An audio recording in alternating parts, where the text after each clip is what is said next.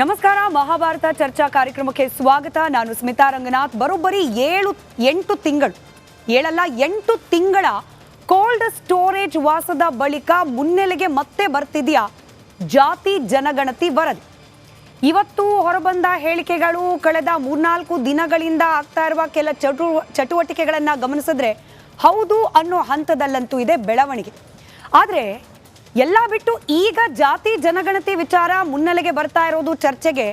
ಇದ್ರ ಹಿಂದೆ ಒಂದೇ ಕಲ್ಲಲ್ಲಿ 2 ಹಕ್ಕಿ ಅನ್ನೋ ಮಾತಿದೆಯಲ್ಲ. ಆದರೆ ಈ ವಿಚಾರ ಜಾತಿ ಜನಗಣತಿ ವಿಚಾರದಲ್ಲಿ ಒಂದೇ ಕಲ್ಲಲ್ಲಿ 3 ಹಕ್ಕಿಯನ್ನ ಹೊಡೆಯುವ ಪ್ರಯತ್ನ ಆಗ್ತಾ ಇದೆಯಾ? ಯಾವುದದು 3 ಟಾರ್ಗೆಟ್? ಒಂದು ಕಡೆ ಮೂಡ ವಿಚಾರದಲ್ಲಿ ಒತ್ತಡಗಳು ಹೆಚ್ಚಾಗ್ತಿರೋ ಸಂದರ್ಭದಲ್ಲಿ ವಿಷಯವನ್ನ ಡೈವರ್ಟ್ ಮಾಡುವ ಪ್ರಯತ್ನವಾ ಜಾತಿ ಜನಗಣತಿ? ಪಕ್ಕದಲ್ಲಿ ನಾಗರಾಜ್ ಯಾದವ್ ಇರಿದ್ದಾರೆ. ಶಾಕಿಂಗ್ ದೃಷ್ಟಿ ನನ್ನ ಕಡೆ ಬೀರ್ತಿದ್ದಾರೆ. ಯಾಕೆ ಅನ್ನೋದನ್ನು ಕೂಡ ಮುಂದೆ ಎಕ್ಸ್ಪ್ಲೇನ್ ಮಾಡ್ತಾ ಹೋಗ್ತೀವಿ. ಎರಡನೇ ವಿಚಾರ, ಎರಡನೇ ಟಾರ್ಗೆಟ್, ರಾಷ್ಟ್ರೀಯ ಮಟ್ಟದಲ್ಲಿ ಬೇರೆ ಬೇರೆ ಕಡೆಗಳಲ್ಲಿ ಆಗ್ತಾ ಇರುವ ಚುನಾವಣೆ ಸಂದರ್ಭದಲ್ಲಿ ಪ್ರಧಾನಿ ಮೋದಿ ಅವರೇ ಮತ್ತೆ ಕರ್ನಾಟಕದಲ್ಲಿ ಈ ಮೀಸಲಾತಿ ವಿಚಾರವನ್ನು ಪ್ರಸ್ತಾಪ ಮಾಡ್ತಾ ಇರೋದು. ಅಂದ್ರೆ ಅಹಿಂದ ಅಥವಾ OBC ಆ ವರ್ಗದಿಂದ ಕಿತ್ಕೊಂಡು, ದಲಿತರಿಂದ ಕಿತ್ಕೊಂಡು ಮುಸಲ್ಮಾನರಿಗೆ ಕೊಟ್ಬಿಟ್ರು ಅನ್ನೋ ರೀತಿಯ ಚರ್ಚೆ. ಅಲ್ಲಿಗೆ ಮೋದಿಗೂ ಕೂಡ ಕೌಂಟರ್ ಕೊಡೋ ಪ್ರಯತ್ನವಾ ಈ ಜಾತಿ ಜನಗಣತಿ ವಿಚಾರ? ಮೂರನೆಯದ್ದು, ಹಾಗೆ ಅತ್ಯಂತ ಪ್ರಮುಖವಾದದ್ದು, ಇನ್ ಕೇಸ್ ಏನಾದರೂ ರಾಜ್ಯದಲ್ಲಿ ಮುಖ್ಯಮಂತ್ರಿ ಬದಲಾವಣೆ ಅನ್ನೋದು ಅನಿವಾರ್ಯವಾದರೆ, ಇದನ್ನು ಕೂಡ ನಾಗರಾಜ್ ಯಾದವ್ ಅವರು ಒಪ್ಪೋದು ಕಷ್ಟ ಇದೆ, ಬಟ್ ಸ್ಟಿಲ್ ಚರ್ಚೆ ಆಗ್ತಿರೋದು ಇದೇ ವಿಚಾರ. ರಾಜ್ಯದಲ್ಲೇನಾದರೂ ಮುಖ್ಯಮಂತ್ರಿ ಬದಲಾವಣೆ ಅನ್ನೋ ವಿಚಾರ ಮುನ್ನೆಲೆಗೆ ಬಂದಿದ್ದೇ ಆದರೆ, ಅನಿವಾರ್ಯ ಆಗಿದ್ದೇ ಆದರೆ, ಶಕ್ತಿ ಪ್ರದರ್ಶನಕ್ಕೆ ಒಂದು ವೇದಿಕೆಯನ್ನ ಸಿದ್ಧ ಮಾಡ್ಕೊಳ್ತಿದ್ದಾರಾ ಸಿದ್ದರಾಮಯ್ಯನವರು? ಈ 3 ಆಯಾಮದಲ್ಲೂ ಕೂಡ ಇವತ್ತಿನ ಚರ್ಚೆಯನ್ನ ಮಾಡ್ತಾ ಹೋಗೋಣ. ಚರ್ಚೆ ಪ್ರಾರಂಭಕ್ಕೆ ಮುಂಚೆ ಈ ಕ್ಷಣದ ಒಂದು ಬ್ರೇಕಿಂಗ್ ಅಪ್ಡೇಟ್ ಇದೇ ವಿಚಾರಕ್ಕೆ ಸಂಬಂಧಪಟ್ಟಂತೆ. ಒಂದು ಕಡೆ 14 ಸೈಟ್ಗಳ ಪೈಕಿ 4 ಸೈಟ್ನ ಸ್ಥಳ ಮಹಜರನ್ನ ಮಾಡಿದ್ರು ಇಡಿ ಅಧಿಕಾರಿಗಳು. ಯಾವುದಿದು 14 ಸೈಟ್? ನಿಮಗೆ ಮತ್ತೆ ಹೇಳೋ ಅವಶ್ಯಕತೆನೇ ಇಲ್ಲ. ಮೂಡಾ ವಿಚಾರದಲ್ಲಿ ವಿವಾದಕ್ಕೆ ಸಿಲುಕಿರುವ ಕಾಂಪನ್ಸೇಟರಿ ಭಾಗವಾಗಿ ಸಿದ್ದರಾಮಯ್ಯನವರ ಪತ್ನಿಗೆ ಸಿಕ್ಕಿದ್ದು, ಅವ್ರು ವಾಪಸ್ ಕೊಟ್ಟು ಇದೀಗ ಮೂಡಾ ಪಾಲಾಗಿರುವ ಸೈಟ್. ಇದರ ಸ್ಥಳ ಮಹಜರು ಪ್ರಕ್ರಿಯೆ ನಡೀತಿರೋ ಸಂದರ್ಭದಲ್ಲೇ 8 ತಿಂಗಳ ಬಳಿಕ ಸ್ಟೋರೇಜ್ನಿಂದ ಜಾತಿ ಜನಗಣತಿ ಹೊರಗೆ ತರೋ ಪ್ರಯತ್ನದ ಮಾತುಗಳು. ಪ್ರಶ್ನೆ ಕೇಳಬೇಕಲ್ಲ, ಕಾಕತಾಳೀಯವೋ ಅಥವಾ ಡೈವರ್ಟ್ ತಂತ್ರವೋ? ಮೂಡ ಮರೆಸೋಕೆ ಮುನ್ನೆಲೆಗೆ ಬರುತ್ತಾ ಗಣತಿ? ಇದೇ ವಿಚಾರಕ್ಕೆ ಸಂಬಂಧಪಟ್ಟಂತೆ ಬಸವರಾಜ ರಾಯರೆಡ್ಡಿ ಅವರು ಮಾತನಾಡಿದ್ದಾರೆ. ಇನ್ನೂ ಅನೇಕರ ಮಾತುಗಳಿದೆ. ಈ ಆಯಾಮಕ್ಕೆ ಸೀಮಿತವಾಗಿ ಬಸವರಾಜ ರಾಯರೆಡ್ಡಿ ಅವರ ಮಾತಿದೆ, ಕೇಳಿಸ್ಕೊಳ್ಳಿ, ಚರ್ಚೆ ಪ್ರಾರಂಭ ಮಾಡೋಣ. ಮುಖ್ಯಮಂತ್ರಿಗಳಂತ ಸಿದ್ದರಾಮಯ್ಯನವರು 2018ರಲ್ಲಿ ಕೊನೆಯ ದಿನಮಾನಗಳಲ್ಲಿ ಆ ವರದಿಯನ್ನು ಕೊಟ್ಟರು. ಆದರೆ ಆ ವರದಿ ಸರ್ಕಾರಕ್ಕೆ ತಲುಪಲಿಲ್ಲ. ಇದಕ್ಕೆ ತಾಂತ್ರಿಕ ಕಾರಣದಿಂದ ನಿಂತೋಯ್ತು. ಅದು ಅಲ್ಲೇ ಹಿಂದುಳಿದ ಆಯೋಗದಲ್ಲೇ ಉಳ್ಕೊಳ್ತು. ಯಾರು ಸೈನ್ ಮಾಡಲಿಲ್ಲ ಸೆಕ್ರೆಟರಿ ಅನ್ನೋ ಕಾರಣಕ್ಕಾಗಿ. ಇವತ್ತಿನವರೆಗೆ ಸರ್ಕಾರ ಅದಕ್ಕೆ ಒಪ್ಪಿಗೆ ಕೊಟ್ಟಿದೆಯೋ ಬಿಟ್ಟಿದೆಯೋ ಗೊತ್ತಾಗಲಿಲ್ಲ. ಎಸ್, ವರದಿ ಕೊಟ್ಟಿದ್ದೇವೆ, ಇಟ್ಕೊಂಡ್ರು. ಮೊನ್ನೆ ಮುಖ್ಯಮಂತ್ರಿಗಳು ಮೈಸೂರಿನಲ್ಲಿ ಅದರ ಬಗ್ಗೆ ಯೋಚನೆ ಮಾಡ್ತೀನಿ ಅಂತ ಹೇಳಿದರು. ನಾನಿಷ್ಟೇ ಮುಖ್ಯಮಂತ್ರಿಗಳಿಗೆ ಹೇಳಿದ್ದೇನೆ, ನೀವು ಬಿಡುಗಡೆ ಮಾಡಲೇಬೇಕದನ್ನು.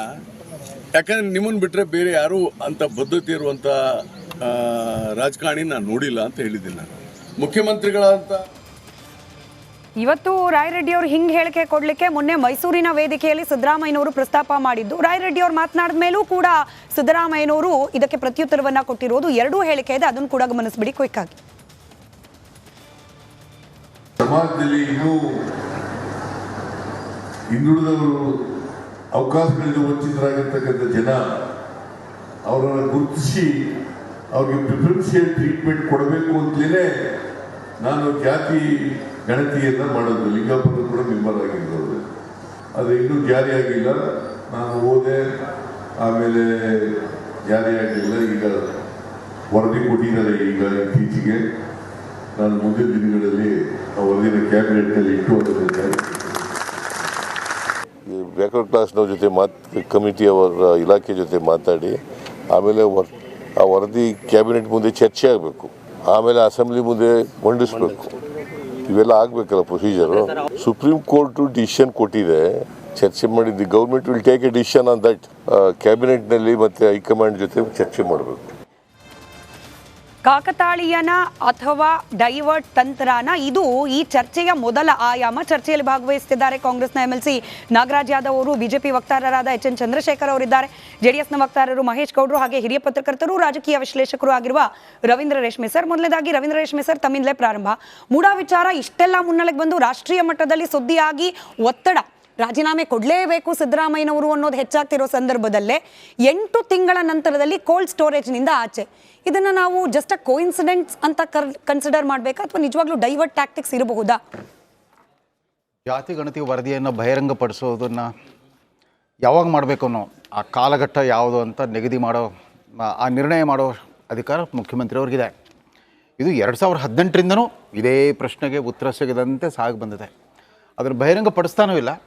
ಆದರೆ ಅದರಲ್ಲಿ ಆ ಗೌಪ್ಯತೆಯನ್ನು ಮೀರಿ ನುಸುಳಿ ಬಂದಿರೋ ಅಂಕೆ ಸಂಖ್ಯೆಗಳ ಬಗ್ಗೆ ಎಲ್ಲ ಜನಾಂಗಗಳಿಂದ ಬೇರೆ ಬೇರೆ ರೀತಿಯ ಪ್ರತಿಕ್ರಿಯೆಗಳು ಬಂದ್ಬಿಟ್ಟು, ಅದರಲ್ಲೂ 2 ಪ್ರಭಾವಿ ಜನಾಂಗಗಳಾದ ಲಿಂಗಾಯತರು ಮತ್ತು ಒಕ್ಕಲಿಗರಿಂದ ಬಹಿರಂಗವಾದ ವಿರೋಧ ವ್ಯಕ್ತ ಆಯಿತು. ಇದೇ ಮಂತ್ರಿಮಂಡಲದಲ್ಲಿ ಉಪಮುಖ್ಯಮಂತ್ರಿಯಾಗಿರೋರಿಂದ ಹಿಡಿದು ಒಕ್ಕಲಿಗ ನಾಯಕರು ಮತ್ತು ಅಖಿಲ ಭಾರತ ವೀರಶೈವ ಮಹಾಸಭೆಯ ಅಧ್ಯಕ್ಷರು ಮತ್ತು ಕಾಂಗ್ರೆಸ್ ಪಕ್ಷದ ಹಿರಿಯ ನಾಯಕರಾಗಿರೋ ಶಾಮನೂರ್ ಶಿವಶಂಕರಪ್ಪನೇ ನೇರವಾದ ವಿರೋಧ ವ್ಯಕ್ತವಾಗಿದೆ, ಬಹಿರಂಗವಾದ ವಿರೋಧ ವ್ಯಕ್ತವಾಗಿದೆ.